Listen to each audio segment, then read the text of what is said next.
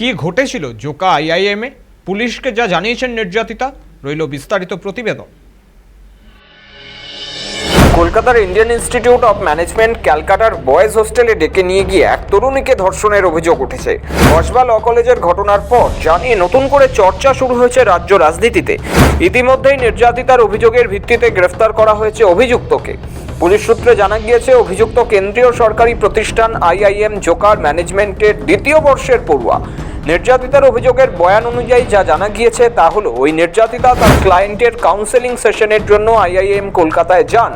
গেটে ঢোকার সময় নাম এবং যোগাযোগের তথ্য রেজিস্ট্রেশন জমা দেওয়ার কথা থাকলেও আইআইএম এর গেটের কর্মীরা তার কোনো কাগজপত্র দেখতে চাননি।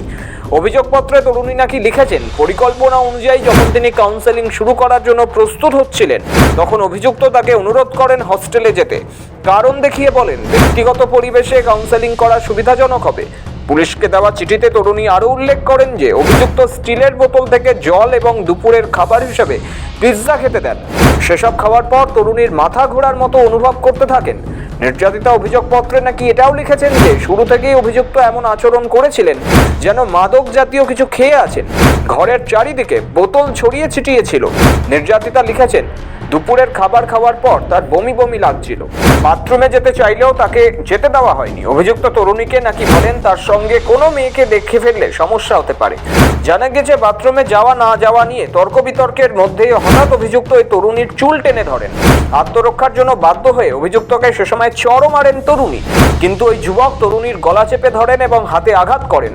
তারপরের ঘটনা নির্যাতিতার বয়ান অনুযায়ী যথেষ্ট ঝাপসা। অভিযোগকারিনী পুলিশকে শুধু এটুকু জানিয়েছেন, তার আবছা মনে আছে অভিযুক্ত তাকে অশ্লীলভাবে স্পর্শ করতে শুরু করেন, পরে যৌন হেনস্থা করেন। তরুণী জানিয়েছেন, জ্ঞান ফেরার পর বুঝতে পারেন তিনি কলেজের ছেলেদের হস্টেলের বিছানায় শুয়ে আছেন। সেখান থেকে বেরিয়ে শুক্রবার প্রথমে ঠাকুরপুকুর থানায় নির্যাতিতা অভিযোগ দায়ের করতে চান। সেখানে পুলিশ তাকে হরিদেবপুর থানায় যেতে বলে, কারণ আইআইএম জোকা ওই থানার অন্তর্গত। পুলিশের সহায়তাতেই শুক্রবার হরিদেবপুর থানায় গিয়ে অভিযুক্ত পড়ুয়ার নামে অভিযোগ দায়ের করেন তরুণী। ঘটনাস্থলে গিয়ে তথ্য প্রমাণ সংগ্রহ করে পুলিশ, তারপর গ্রেফতার করা হয় অভিযুক্ত দ্বিতীয় বর্ষের ম্যানেজমেন্ট পড়ুয়াকে। গোটা ঘটনায় কর্তৃপক্ষের ভূমিকা নিয়ে প্রশ্ন উঠছে। পুলিশকে নির্যাতিতা তরুণী জানিয়েছেন, তাকে বয়েজ হোস্টেলে রেজিস্টারে সই করতে দেওয়া হয়নি, আর তা নিয়ে বাড়ছে রহস্য। কসবা কাণ্ডের রেশ কাটার আগে এই ঘটনায় ফের প্রশ্নের মুখে শিক্ষা প্রতিষ্ঠানে মহিলাদের নিরাপত্তা। সৌভিক সান্যালের রিপোর্ট, সময় কলকাতা।